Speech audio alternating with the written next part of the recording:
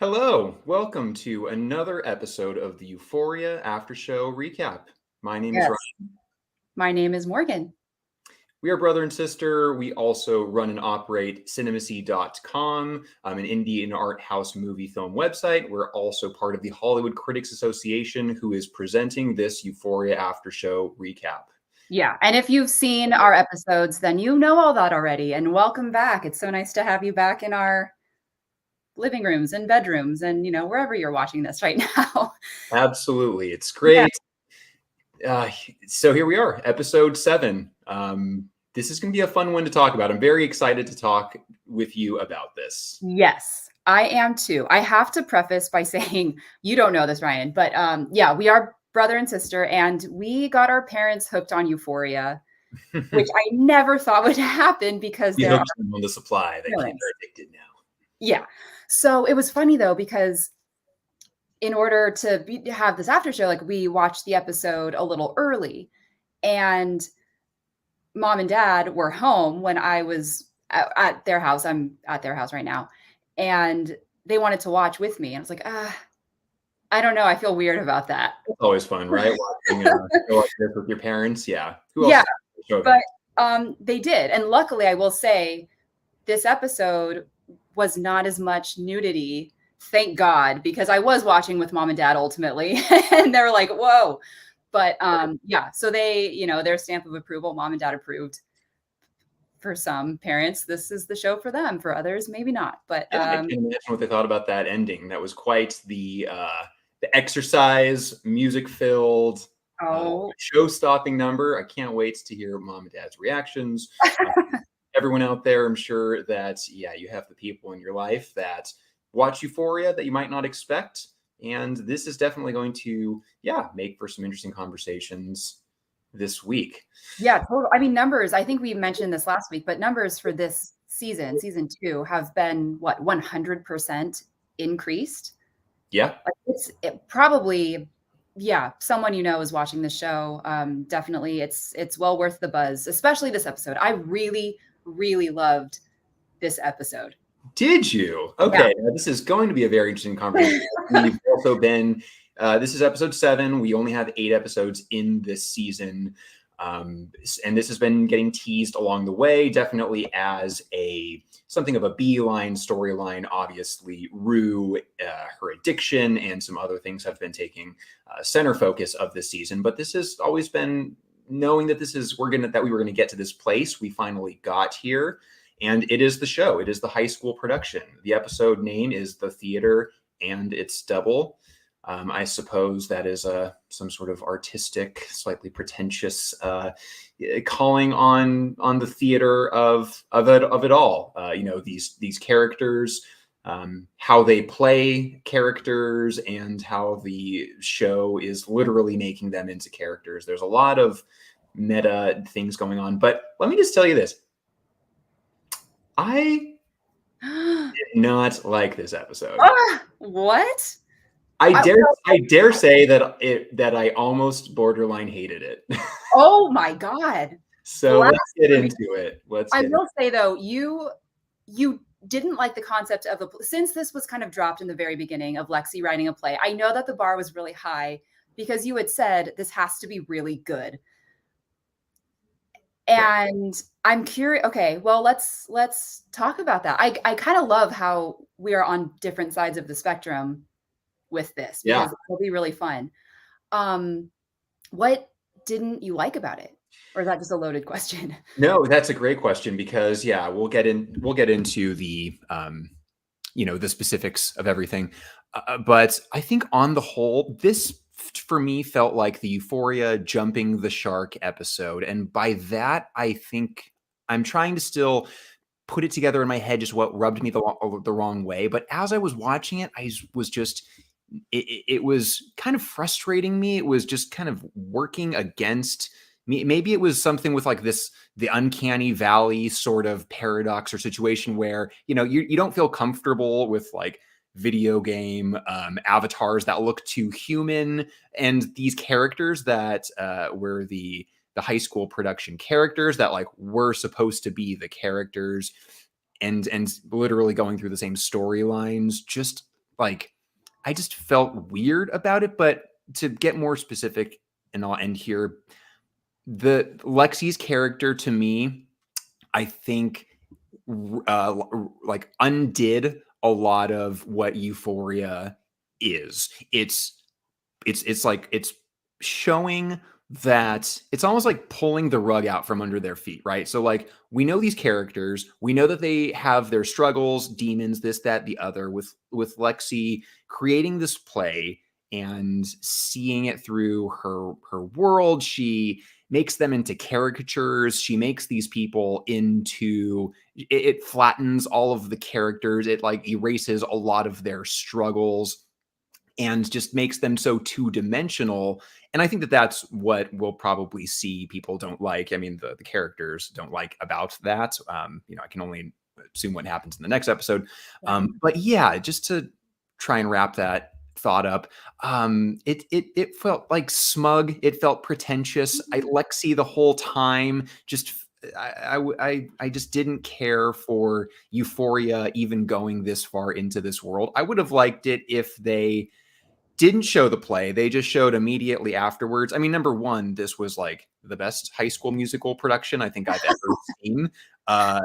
Quite unbelievable. About our drama kid days, and it's like, wow, you had grass on the stage. You had that spinny set piece as she's walking down the hall with the lockers. Are you kidding me? This was like a Broadway number. I think that there was even like flashes of those playbills, like the actual Broadway playbills that, they print for Broadway. I'm like, okay, you don't get a playbill if this is a, East Highland high school production. And so yeah, I'm kind of morphing into another thing, which is like how I don't think that this is even realistically possible to have all of these sets, this, that, the other. Now, it made for obviously a fun watch, and I appreciated seeing all of that visually. But yeah, I didn't care for how the show, chose to come here. There's so many, as we've talked about, other interesting storylines that we just have not been seeing. And to make this such a huge piece, it felt it just like it stripped away a lot of what Euphoria had been building up to, and now I can't see them as anything more than just like kind of dopey, judgy mental characters. Right. I guess that's, yeah, no, I see that, and that does make a lot of sense when you're looking at it, I think, from the perspective of those supporting characters. But this episode was Lexi, and she makes it clear in the beginning kind of why she was doing the play in the first place, that she is so in her head. And ever since she was 13, and her and Rue had that moment in Rue's bedroom at the memorial of her dad, just how she can't smoke weed because she gets too in her head. And that's when Rue did drugs, and she just she kind of fell into herself. Right. And this is her finally, I think, expressing all of the things that she wishes she could have said, or she feels brave enough to go up on stage, which is actually really funny. As actors, a lot of actors are very insecure or shy in real life, but when they're on stage, it's like you put on, obviously, a persona. You're a different person. You feel comfortable expressing things that you never would otherwise. And I think Lexi needed that. Obviously, she needed some sort of outlet to kind of express how she's feeling. Although I did find it strange that she couldn't talk to Cassie about her thoughts before putting on the play, because when she was talking to Fez on the phone, asking, oh, well, will Cassie be nervous if I do this play without telling her? It's like, well, you don't feel comfortable asking your own sister? That's a bit like, are you that insecure? I don't know. It all felt kind of a bit maybe too far reaching as far as Lexi's ownership or autonomy over her own decisions and feelings and things. But yeah, I did like seeing her in the spotlight, though. I think she's always been obviously a supporting character. This season, she's definitely getting her chance to shine. I liked Act 1. I don't know what Act 2 is gonna bring. Right. Yeah, But that's true. Yeah, there was a lot of artistic flourishes that like I really enjoyed about the whole episode. I mean, yeah, the way like, Euphoria is not going to make a bad episode, whether or not you enjoy it or not is kind of a different story. But yeah, the production value, the camera work, and I did enjoy that they were finding the balance, even though it felt a little awkward to like go through the play and then jump into like the other characters' storylines. I'm glad that they right. jumped out and we got all of the other characters that we've been watching this season too. So that was good. There was an interesting, I liked the use of color too, because when they cut from this, like the stage play was obviously so bright and so, I mean, you felt it. You felt like you were getting hot just from the lights hitting you. But when they would go back in time, it was this really yellowy kind of toned scene. And just, they did a good job of separating future or separating current and past. Yeah. I think so too. Yeah. Very Yeah. artistic. But well, I mean, yeah, we are some former theater kids, so this did have a lot of that fun, inside jokes and things like that. To see Lexi like so self-assured, whether or not I like totally enjoyed it, I thought it was funny that she was this like hard ass director who's like, so like, cut the lights by 40% and dial up the energy and this, that, the other, while she is also still so present and acting and looking for Fez in the audience, like to believe that she is seeing all of these moves like a brilliant director. I mean, she's gonna go far in directing should she choose to. Right. Sorry, planes overhead. If you can hear, if you can't hear, that's great. Yeah, we could hear it, but hey, it's all right. Showbiz, living in the city, just like these Euphoria kids, tying it all in. So the episode starts with the overture and another artistic flourish that didn't see coming. Euphoria always has a way to throw you for a loop. Sam Levinson, the writer, creator, director, you can tell he loves a moment to make it new. So I liked that introduction. That was great. I guess the song was Amor Mio Otami. I was waiting for you to say it. I absolutely butchered that. If anyone knows, I butchered that too. But it was a beautiful score, and that opens into the funeral scene with Rue and with Lexi, and it was supposedly the real actual event that then Lexi goes into Rue's room, and then it turns into the high school production. So we saw how they were it introduced us to that like visual language of how they were going to blend the reality and fiction. Right, which they have done before. I forget what episode number it was, but just that transition of you're being in the room and then you pull out and you realize, oh no, you're on stage or you're on a sound stage. Mm-hmm. So those were some of my favorite, if not my favorite parts of the episode, were those dramatic pullouts where it would be the camera crane and then swooping over the audience, like so beautiful. That was great. So yeah, Lexi was entirely just this was her episode top to bottom. She is this central figure who, it shows her and Rue's relationship. She reads her this poem as Rue is starting to grieve and starting to get into the drug use, which was an interesting tie-in that it was, and I think I just forgot this, that she was doing her dad's drugs from that was how she told Lexi about it. She said like, oh, these were my dad's. And so Lexi was maybe like a little bit more forgiving. She's wearing the hoodie. And then, Lexi has this poem that she reads to Rue, which is part of the episode. I liked it. Rue says, grief is a long valley. Lexi says, it's actually a longer quote. It's a winding valley. Wherever it bends may reveal a new landscape.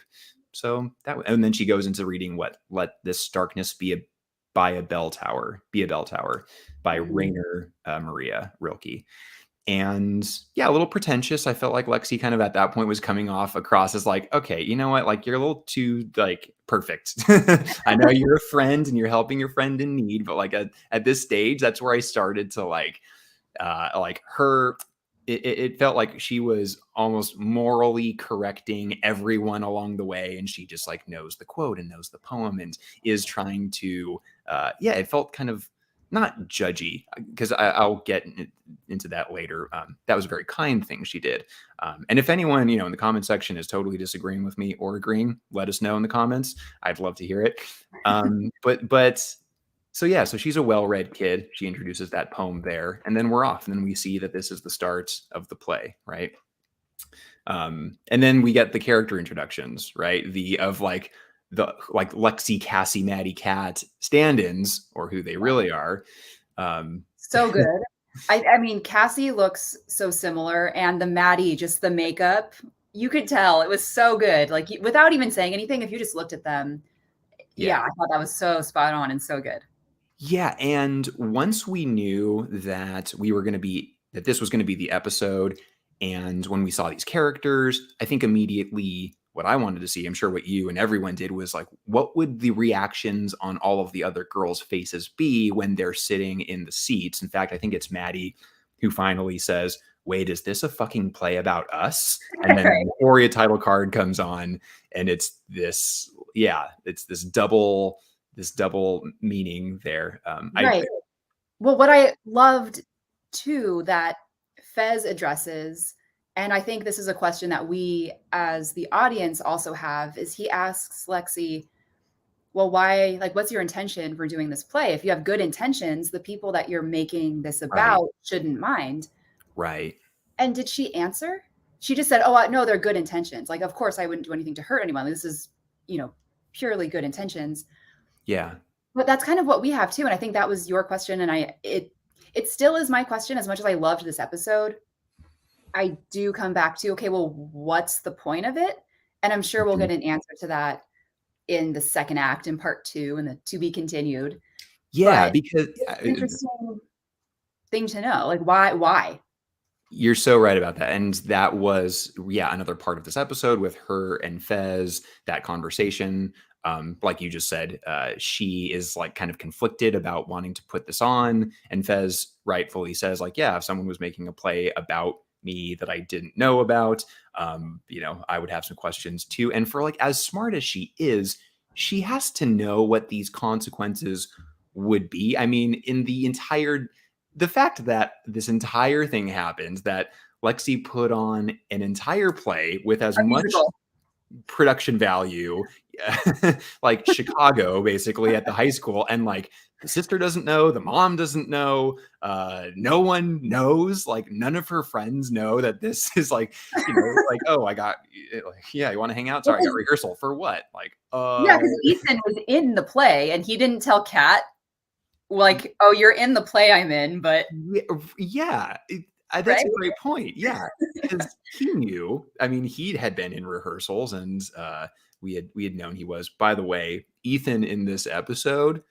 who saw that coming? I won't cut too far to the end of like who do I think won the episode. It's clearly Lexi's, but like the fact that Ethan, did as much as he did, that they wrote him for in this episode, was like just so funny, so admirable. But yeah, so I guess, where were we? Back to Lexi. The point of it all. That's all. Oh yeah, and I made notes as to the characters' names. So Lexi is Grace in the play. Cassie is Holly. Maddie is Marta. Kat is Luna. Jade is Rue. And I think that there was another one. Nate is Jake, something like that. Yeah, right. And does Lexi really not think that this is going to blow up afterwards? Like, is it more that she is putting this on and just wants to express herself, or is she really not thinking that this could like really alienate her and destroy people? Right. I mean, I think it was the core of it, I could see coming from a good place of, aside from the end, and I do see a comment here of saying the end was kind of homophobic, and I agree. I that poor taste, like, and Nate says that too, right? That was interesting. Yeah, and it's not even, it felt like that's a joke that would have been made 15 years ago, and people would have found it funny or laughed at it, but it didn't sit well with me. I didn't like that part. But aside from that part, I think her intentions are pure of making a play to show that, oh, she's an outsider. Like, this is a play about Lexi, as much as it includes other people in her life that are in the cast of Euphoria. It's about her. And now that I'm saying that out loud, it kind of is her drug. So for Rue, when Rue does drugs, she becomes really selfish. She only thinks about herself. She does whatever she can to get what she wants. And in a totally different way, Lexi is doing what she wants to feel good about herself, but in doing that, she's kind of alienating people too. It's just Ooh, not yeah. illegal. Yeah, yeah, absolutely. That's interesting. It is, yeah, what is the when it gets to the heart of it, like, is what I'm doing only serving me? Is it harming those around me? And yeah, this all, I mean, I'm not going to make it too catastrophic. She puts on a play. It's not the end of the world, but it still is like, yeah, it's messing with people's lives, their reputations, their characters. And I mean, this is like her sister and, Who she her knows friends. is going through such a hard time. Like, she was there witnessing all of this, Cassie having a breakdown, and to further push her, what's the point? Why are you doing that? Yeah, a little tough to stomach, kind of insensitive, to really focus that much on that. I'll tell you one person who did not mind the play at all, and that was Lexi and Cassie's mom. She seemed Oh, to love it, and I think that she'll probably be back every night for every one of their performances. she She loved made it. me laugh. So I was watching this, I was laughing out loud at her reactions. And then, of Mhm. course, like the third or fourth time they cut to her, she talks to the person next to her. That's supposed to be me. It's like, no, I Right. don't really know. But just, it was so funny. That actress is phenomenal. For as little as she was in the first and beginning of second season, I think she's proved herself. I want to say she's a fan favorite. Maybe Yeah. Sam is realizing this and on, well, obviously not now because it's all shot and done, but wondering like if while they were filming, he was wanting to include her in more scenes because she's just so freaking funny. Yeah. Oh, absolutely. I would have to agree. Yeah. Yeah, man, that's No, she was great. Okay, Faye, let's talk Faye and Fez, actually. I had that as a quote. Fez getting ready and asking Faye, like, oh, tie, no tie, tie, no tie, with the roses, and just clearly he's wanting to impress Lexi and look good. And yeah, I don't they're, know, what do you think? Is he gonna make it to the play in the second act, or is he it's funny because I didn't think he was going to be. This might have just been a total like lapse of my viewing or like whatever. I didn't think that he was necessarily in danger. I thought that he was in danger like from Cal earlier in the season, but then the whole thing with Ashtray, I thought that it was more Ashtray was going to be like the target of danger. But then of course in the last episode, Mouse or yeah, he Faye's Mouse is dead? It was Faye's, like, oh yeah, yeah, yeah. okay, so that guy. So he like they're planning some sort of what like a wiretapping or something where Yeah. they're trying to get him to confess to what happened to this murder. But yeah, I didn't think that Fez was going to be like in bodily danger. So it was almost a surprise to me to be like, oh, they keep showing that Fez isn't there in the seat. And I didn't even realize that like his life was really at stake up until this episode. So, hey, I didn't see that coming. I mean, if you would have asked me at the beginning of the season or whatever, if I thought that like Fez was, going to be possibly killed off, which I'd never considered before. Now I'm at I mean, they're hinting at something wrong. I think he'll pop up.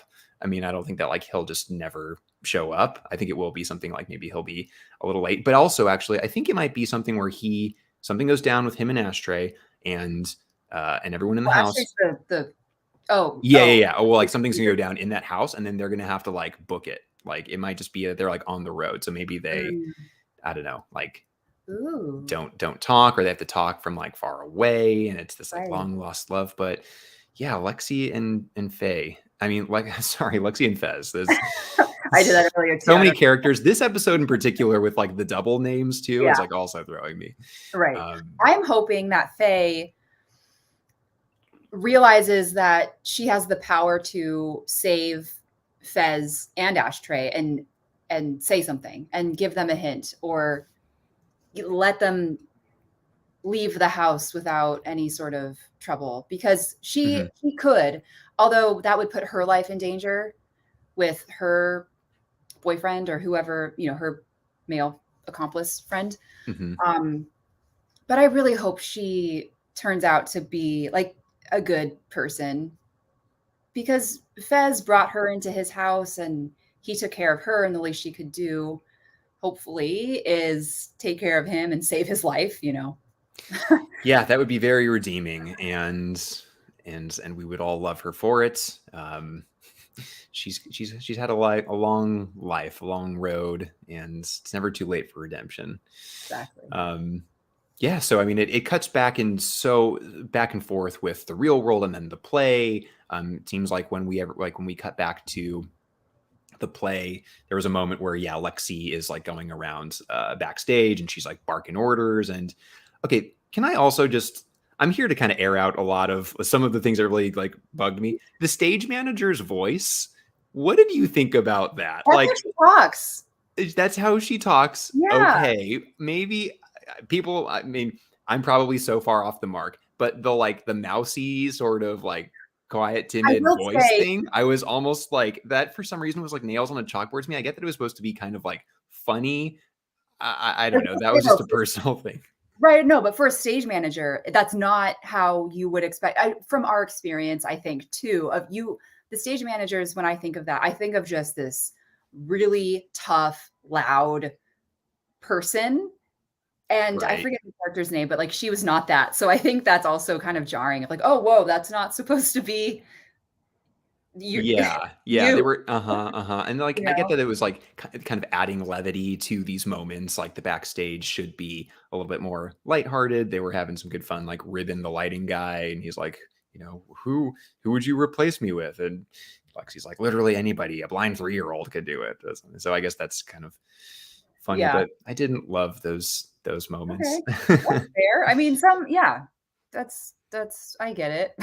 Yeah, it's, neither here nor there, because there's a lot of other things that are happening in this episode. I wrote a note also, just the revolving set was incredible, especially for high school. That I think it's like as cool as I've ever seen anything, especially. Right. One thing that I was so happy that they flashed back to as we cut from the play was picking up where Cassie and Maddie and Kat left off after the revelation about Nate and Cassie hooking up. So when Cassie goes in the bathroom and shuts the door, I was like, okay, finally, now we know what happened, because we didn't get that in the last episode. Like we thought, okay, how did Cassie survive that situation? Yeah, exactly. Right. I did like that as well. And Maddie again, just on the door trying to get it great open. flashback, or a great like callback to the pounding on the door. I mean, we're probably going to see that like tomorrow, like online or something, like the then, the now, her pounding on the door. Yeah.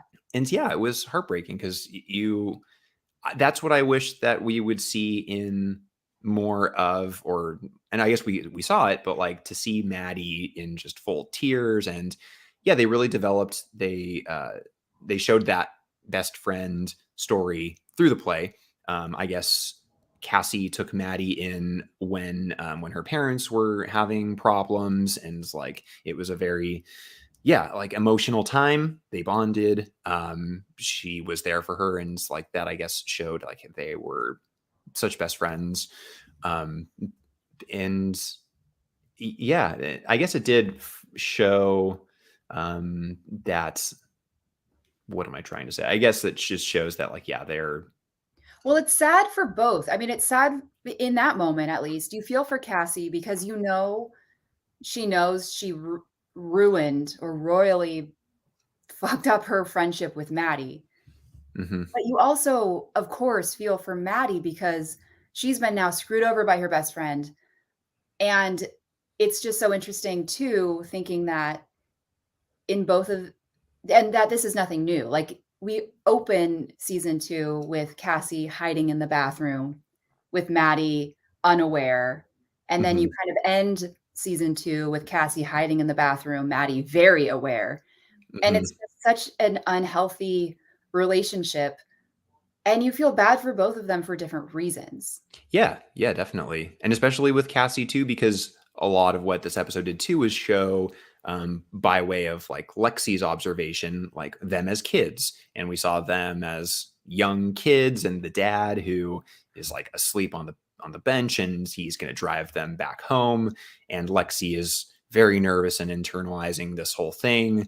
And Cassie is wanting that relationship more. She's like in the front seat. She's like, come on, let's go. And even when the family is having, when they're dancing, I guess, to the song More by Bobby Darin. It's a great song. And that was just, very nice moment. It was the mom, the dad, and Cassie dancing first, and then Lexi joining into it. And there was almost like, like she's removed once again from there. And the dad is a huge part of this, to affecting Cassie's well-being, her personality. And then when we finally saw Cassie and Nate in like those very intimate moments, Cassie essentially tells Nate she's complete submissive to him. She is like, she enjoys being controlled, everything about her. It's very tough, but she says to him, like, you can control everything. And that's what I want because like, I trust you. And that is like her love language, like, she gives all of herself to the person that she's with. And it's so vulnerable. And I was actually listening to something today, completely unrelated. I think it was like a self-help podcast or something, but it was saying like in order to like live a full life, you have to be willing to get hurt, which is obvious, right? But that comes a lot also in friendships and in relationships. And when you love someone in any capacity of like whatever you consider love to be, either romantically or in a friendship or whatever, that's vulnerable. You don't know how that's going to end up. You're putting yourself out there, offering your love, hoping someone will accept it and return it, and give it back to you. And Cassie, we've seen, does this time and time again and just wants to be loved so badly. And she keeps getting hurt by these people. But I commend her for still doing it. And as hard as it is, and I don't know if that was me, I couldn't do that. So I don't know if that's necessarily the healthy way to do things, but she's definitely the type that will probably have no regrets. Whereas Lexi, I think, will have regrets if they stay the same, personality wise as they are now. I think Cassie will know that she loved as hard as she could, and some things didn't work out, but she couldn't have done any more. Whereas Lexi feels, oh, I was just too in my head. I didn't give anyone a chance. I think, I might have regrets about this. Anyway, that's kind of just an interesting thing that and I think that kind of makes me think about the line where the Lexi character, or rather, sorry, the Cassie character in the play says something to the effect of, what could be more beautiful in life than to like have a love or be loved by someone. So that is her goal in life.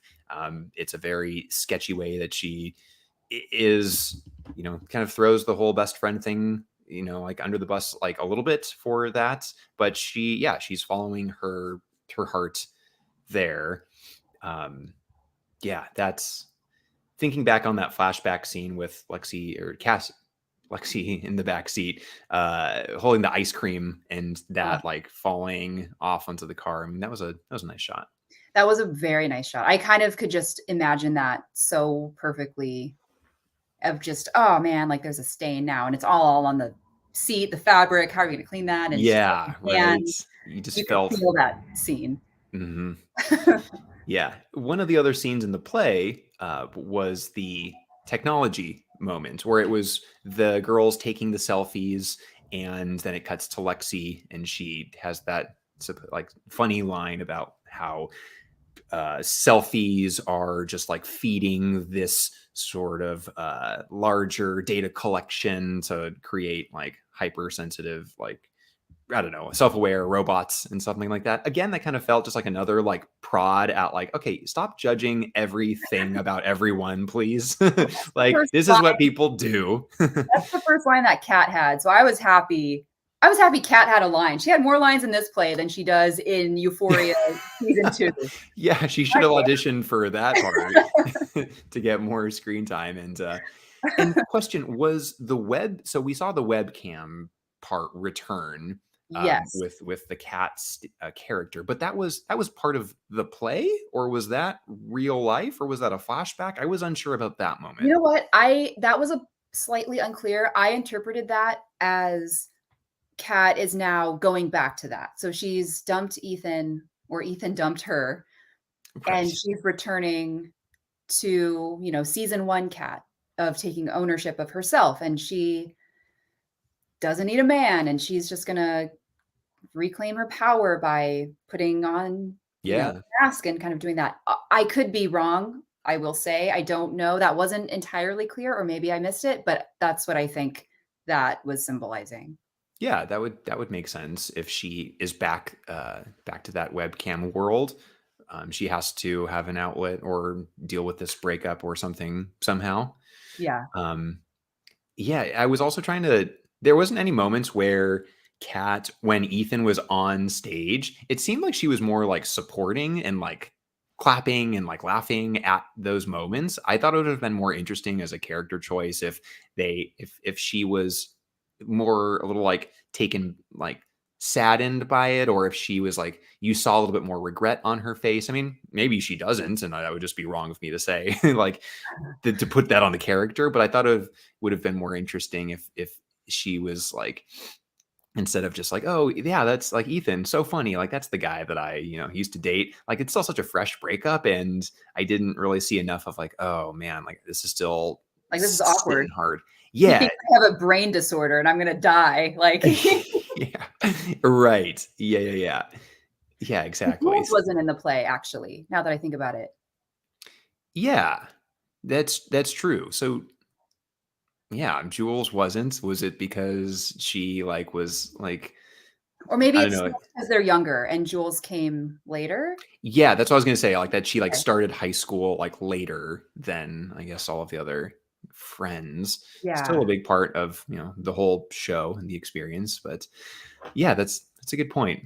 It seemed like I was trying, and I want to go back in the episode and like just take like pause the audience shots and really try and see like who's there, because to me it seemed like it was these little pockets of all the Euphoria kids watching, and then all just like parents. And I was like thinking to myself, like, are there any other kids who are here? And I maybe they probably are. I'm just trying to think back on it right now. I just was thinking that like, I mean, there was that funny joke at the very beginning where the beginning of the play where they walk out on stage, they're holding the letters and it says our time, the name of the play, and then like the R drops, and someone someone from the audience, some kid or something, was like, you say like, whoa, that was cool, or Yeah. something lame like that. Just I thought that at that point the whole play was gonna go to shit. Actually, I thought I that did everything too. was gonna stop working, and like everything was gonna go downhill, and that she would start getting, but it actually like only improved from there. It was like Birdman, like the whole thing with the drummer, like the whole one single take. I'm like, okay, so this is like channeling Academy Award level Give production her a value. Tony. Yeah. Um, yeah, so the play went off a hitch, but I was just thinking about like how many other kids are here, and then maybe this is cutting too far ahead, but another thought I Well, we're had towards was, the end. Like, that was kind of yeah, I was thinking like how I wanted to see more of their reactions, the actual Euphoria characters. And then if there were other kids in the high school, like, do they know that, let's say, for example, the very end, that the big, shirtless jock dude is supposed to be Nate, like, specifically? And if so, wouldn't, like, everyone in the audience just, like, turn and be like, how are you taking this, dude? And it Right. wasn't really that. Right. Yeah, that's a good point. Yeah, I was just curious to see other You would people have to pointing that know out. because they Right? looked similar. I mean, if it was just random people with a similar story that was being recreated on stage, I could see maybe people being like, "Oh, this is a weird play that feels very specific." Yeah. Wait, what if like what if like people that went to that high school had no idea who those Euphoria kids were, like, in their class, and they They're saw really this not and that popular. They're just like yeah, they really are just like the dorks. It's like all it's like this alternate reality, or like they're like really the drama kids, and and this whole thing is staged and put on, and no one knows who they are. Like, this is the weirdest story I've yeah. ever seen. Put on Right. Oklahoma. Right. um Oh my god. Well, the Nate Cassie end. I mean, that's also to be continued, I think. Yeah, and that's not to cut you off too quickly, but like Yeah. just what happened right before that to lead to that end Okay. was that huge show-stopping number, right? Like, you knew we were in for a good scene when Lexi says, like, okay, it's fucking showtime, and everyone's like getting all like pumped backstage, and we're like, okay, what's going on? What's gonna happen here? And then it turned into this beautiful show-stopping production number of of the You need a football hero. workout.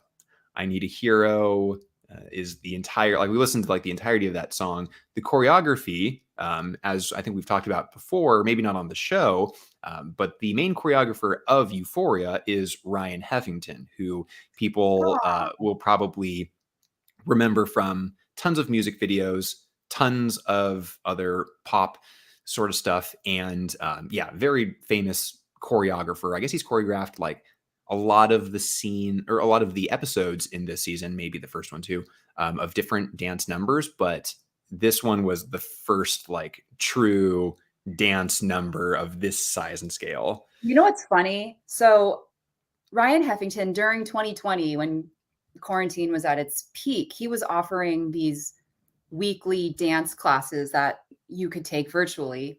And Mm-hmm. it was an Instagram live. You just click them and dance and work out to them. And I took a few. And now that I am remembering that he choreographed it, I think some of the moves we did.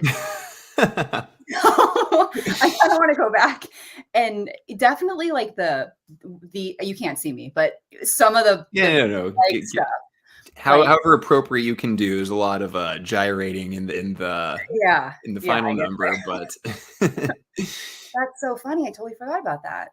yeah, yeah. Oh, he's So great. His Instagram is fantastic. I highly recommend looking him up on Instagram and watching some videos. He's phenomenal. yes, and fun fact: if you've seen the movie Licorice Pizza, Ryan Heffington is the sidekick to Bradley Cooper's John Peters character. He's the guy who is like like his assistant or whatever. It's Ryan Heffington, and he delivers one of my favorite lines in Licorice Pizza, which is when Ryan Heffington says, he's talking to one of the kids installing the waterbed. Not a big spoiler, but he says, "I used to work for Julie Andrews.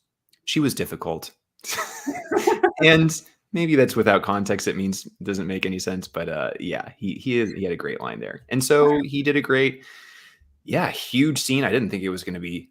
Again, you talk about like the production value, and I wonder how often they were rehearsing this scene with like as much of the lights, all the Right. effects as possible to get this right. I wonder, okay, so but the point of the scene, like, sure, it was entertaining, but does Mhm. Lexi have beef with Nate or Jocks? Or is that just like, why was it Well, do we think it's because of going back to the Fez Fez? thing? So I think, yeah, like, she knows that And Nate and his dad are like responsible with like threatening Fez, because and I think that that came out because like when Cassie like said like, oh, this was like Fez's fault, and then she like put these pieces together. So yeah, I think so. And I think that it was, yeah, I think we're seeing it a lot in the comments that, I mean, Nate specifically says it at the end. He says, you know, that was just straight up homophobic. And like, yeah, like not wrong. That was entirely like just the image of like masculinity, hyper masculinity being disguised as like, oh, everyone is like secretly homosexual. And You know, laugh at us because we're so, I don't know. Yeah, yeah. it felt not totally kosher. Yeah, again, it was this decision to make Lexi this like arbiter of like, I'm the person who's going to judge, you know, everyone get in a row, and like I'm going to like make fun of or poke at all of these different things. I mean, essentially she's saying that like, you know, the guy who's like super hyper masculine is like secretly battling his own like homosexual, you know, tendencies, whatever. And earlier in the episode, we see that nightmare that Nate has, which, Oh God, holy yeah. shit, that was crazy. Yeah. That was crazy. We saw Cal again, and Cal on top of Nate, and it was then he wakes up, and so yeah, he has these demons for sure, and that's like very triggering. So yeah, she Totally. doesn't know that what he has gone through. Yeah, is he the like class bully? Sure. Is it kind of easy to make that joke that, oh yeah, the football player is like, you know, that's what happens in the locker rooms, whatever. Like, yeah, but yeah, and to have everyone just like laughing, you know, like clapping along, and have Nate just like slunking in his chair was the first time where I was like, oh man, like I feel bad for Nate Yeah. now. Well, and in one of the cutaways, I at least once, maybe twice, but when they go to him, the lights on the stage, but also in the audience reflected, are bright red. Right. And you see him just in this red light. And I'm wondering, okay, anger, Yep. embarrassment, like the Yep. color red is passion. And he, of course, gets up and leaves because who wouldn't? But just what a subtle but really smart way to use lighting again in this episode of just showing all of these emotions that he just is that's bubbling in his head before he kind of explodes. Yeah. Yeah. So right on. And then they leave. Cassie leaves with him, and he breaks off with her. And talk about fuming and rage. We finally see Cassie, who now has lost everything, right? So she's burned the bridge with Maddie. Her sister has just made a mockery of her life. And now Nate, the person who she said that she would give and do anything for, has now left her. He said, get your shit. You're moving out of my house. We're in high school, Yeah. but you're moving out. He says, "Pack And your shit out of my house. I'm fucking done." And then yep. the door creak. That was one of my favorite moments of this whole episode. It's so loud and, you know, la la la. He says that the door closes so slowly and that creak is so long, and you just see her standing there in the shadows. I'm like, "Oh my God, Right. she's gonna fucking lose it." Like, Yep. And in that to lose it. in that moment, I remembered, I think probably her best line of the entire season, which was, I'm crazier. And we haven't seen her crazier than Maddie yet. We haven't seen that happen, but in this instance now, and when they were showing her in the bathroom the first time she leaves her seat and just like looks in the mirror, she's trying to like Very maintain her Joker-esque. composure. Absolutely. Like that. It's, yeah, it was trying to keep that smile on your face and keep everything together. And she was able to then, she wasn't able to now. She's full on going to have like flipped a switch, and that's going to be entirely chaotic to see. Absolutely. My God. Yeah. And then the I kind of wish instead of to be continued, and this is very subtle, and I'm maybe just like the theater nerd for thinking this. I wish they would have said intermission. Yeah, Right. you said that earlier in the episode. You said that like, Right. oh, we'll see what happens with Act Two, but I didn't even consider that that was the end of Act One and that we were going to get Act Two. I mean, it's probably obvious in I hindsight, only but say yeah, that you're right. because overture, like the title overture in the beginning, this episode was set up like a play in and of itself. Yeah, And so that's just a small little note that I would have liked to see. that's But great. I would have liked the episode even more if it had that little touch. And there nice. you have it. That is our episode recap. Now, we like to end these recaps with recapping the recaps with some of our favorite categories of the episode. So the first category that we have Favorite moments. Did you have a favorite scene, a favorite line, a favorite character, just a favorite specific moment in the episode? Honestly, I just said I know the door creak, but that can't be my favorite moment because that's the silent door creak, and it's 1 second long. Yeah. Honestly, my favorite scene. I love that high school pink tiled bathroom. I want that in my house. It's beautiful. Right. But I loved Cassie walking in there, doing her hair, staring at herself, smiling. And yeah, then at the very end, she smiles and a tear falls down onto her chin. Just like, girl, oh, winner. Like she is phenomenal. Sydney Sweeney this season is a tour de force artist. Like she is so good and she commits to everything and you believe her. And I just feel like Zendaya, of course, is fantastic and will win awards for this too, I hope. But she was really, for me, the one that's who I tune in to watch every week is Sydney Sweeney. Honestly, I would have to agree. I think I'm with you there. Like Sydney Sweeney, she knows this character. The writers and Sam Levinson also know that she is so good as this person that they can push her so far in a different sort of way, in a maybe an even more vulnerable way. I mean, she's like putting her actual body and her mental health out there as this character. They're just like pushing her so far out onto the ledge with so much of the storylines. I mean, this is just so hard to have to hold together. And yet she does. And she is as composed with the scenes with Nate, where she's romantic, intimate, saying, I want to be, yours, and then totally manic and losing it on the other end of the spectrum. And she plays that entire spectrum. So like, yeah, we're going to see a lot more of her. I mean, we already are in different shows, came from Handmaid's Tale and, The White Lotus, but like, it seems like her film career, should she, wish to, pursue that, I think it's only a matter of time. Yeah. She was great. And I loved that scene too. Just the holding it all together. That felt like the most honest moment to me too. Totally. I loved that. My favorite moment though was Ethan playing Cassie and Lexi's mom. I had no idea that he was going to be just jumping into all these different roles. And I was like, and I saw Ethan play the mom. I was like, right on, dude. Nice. We haven't seen a lot from you, and now we're seeing just every side of you. Nice. I like that. All right. That's a one I wasn't expecting. Yeah, it was just the most entertaining to me. Nice. Yeah. Best needle drop. So there was a lot of good songs in this, and specifically a lot of like classical and movie score related songs. Was there any song that you particularly liked?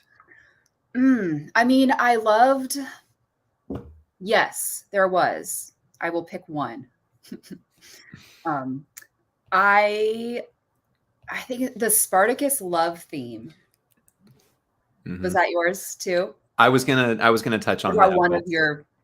One of a few, but yeah, that was, I had to Shazam that as well. I didn't know what it was. And it was during the Nate and Cassie scene, right? Yeah. And it just was so beautiful. And for such a tumultuous kind of unfolding that's going on screen, this score is just so cinematic and big and sweeping. And it felt just very romantic. And I really liked that. Yeah.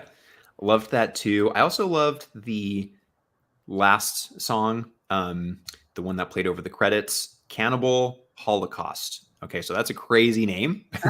And it sounds weird saying it out loud, but it's the Cannibal Holocaust main theme by Riz Ortolani. It's actually a very beautiful piece. It was very quiet and beautiful.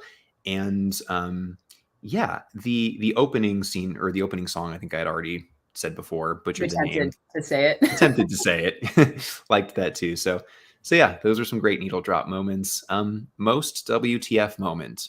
Did you have one? Do we have the same one? Because I think the most what the fuck moment for me was Nate's nightmare, where it was all of the different people, and then it was like, oh, is that Maddie? Oh, it's Cassie. Oh wait, no, it's Jules. Oh wait, no, that's freaking Cal.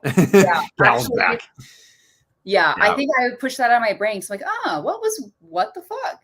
That absolutely. Yeah, just a brief moment of that, but it shows that he's still like battling this demon. It's his dad. It's this whole homophobia. Lots going Yeah. on there. Well, and we don't know where Cal. We still don't know where Cal is, and Right. if we don't. I'm assuming Nate doesn't, and so it's always just this lingering presence of, oh, he's out there somewhere. Will he come back? Will he seek vengeance, like on his own family? What Yeah. is he thinking? It's the scariest thing is when you don't know what someone is thinking. Right. And Nate has no idea. Yeah. So Ugh. that was very shocking. Yeah. Okay. I agree. Next category. Let's move on because that one. Most memeable moment. So we like to try and think of memes Yes. that this show could make out of. I have Any one. that come to your head? Okay, I have one too. What's yours? Okay. It's probably not one that you're thinking of. So it's when Lexi is in her room and it's when Maddie comes over and starts staying with the family and she's putting lip liner on Lexi's lips and she says 90% of life is confidence. And I can just Mm, picture that with Maddie just looking smoking with that. And you're like, okay, yes, it's my daily affirmation. that's true. That's true. Get it? 90% Yeah. of life is And confidence. what doesn't she say that like? And the thing about confidence is that like no one can tell when you're faking it Yeah. either. Well, that's the part that, yeah, that won't fit on the bumper sticker, just that one part. Right, got it. That's didn't make the cut. Yeah, that's true. I want to channel more of Maddie's like self-assuredness, Yeah. in life. I think the most memeable moment that I could think of, I mentioned it earlier, but probably the scene, the part where the high school kids walk onto the stage and they are all holding the letter of our time, the name of the play, and then the one person drops that R. Like, just seeing that could just so be life at any moment. Like, this is Yeah, our sure. time, and then it kind of falls apart. Just falls on the floor. It was kind of a fun, simple joke, but I Yeah, liked it. I like it. Um, Speaking, okay, this is not a memeable moment really, but something that I just realized I didn't mention quickly is Lexi when she says this line in kind of the beginning of the episode where she says that I've lived most of my life in my imagination, and then she talks a little bit more, and then when she ends this monologue, she says, reality always finds a way of pulling me back. Hmm. And that makes me think, kind of tying it all into this episode, and she lives her life in her imagination. That's how she's comfortable kind of expressing, and we see her on stage in this moment living this fantasy life, but reality finds a way of pulling her back. She sees this empty chair. There's no Fez. Maybe that's the Mm, reality. Maybe there is an intermission. Maybe, he's texted her something. I don't know. Now that's getting into predictions, but right. Yeah. predicting that Lexi, the reality of her relationship with Fez, what that looks like, what that could mean, yeah, maybe pull her back into her own head. If Does that Hmm. make sense? Yeah. No. Well, I mean, I forgot about that line, and that's a great callback to think about how reality is right now. She's completely in her head. She is truly living in this fantasy, and there is the person now who she's fallen in love with. We don't know if he's safe, even alive. We don't know if her friends are how they're going to take to this. Yeah, very curious to see what happens. I actually had one more question. I was thinking about it. What do you think Rue's experience with the play was? She seemed to enjoy it, or she seemed to just not be offended by it, Yeah. even though it's putting her drug use front and center, and like the whole thing with her dad and all of this very vulnerable stuff. And I guess she's just like cool with it. She enjoys it. Maybe she's Yeah. at a place where she is like understands that she has messed up a lot of things, and she's trying to like hold herself accountable. There's the quick scene with her and the mom, and how the mom straight up tells her like, hey, Yeah. if it's between you and Gia, I'm picking Gia. And like, just there's no more beating around the bush. It's like, Right. I'm gonna pick her over Love, you. baby. Yeah. But yeah, I was just also trying to read the character Rue as well, and she didn't seem She too. didn't seem bothered. I mean, she laughed at that last musical number. the rest of it, she kind of was just, yeah, I don't know. It felt, that's weird. That's weird. Yes. Well, they've teed it up certainly so that we now just can't not watch. I mean, of course, it's the season finale next week, so we're Yes. all buckled in for this. It's been a long and winding, crazy season with a lot of storylines. Some of them have been. I'm exhausted after every episode. I'm Yeah. like physically Yeah. exhausted after sitting watching this thing for an hour. Yeah. So it is a lot, and it's all leading up to this one.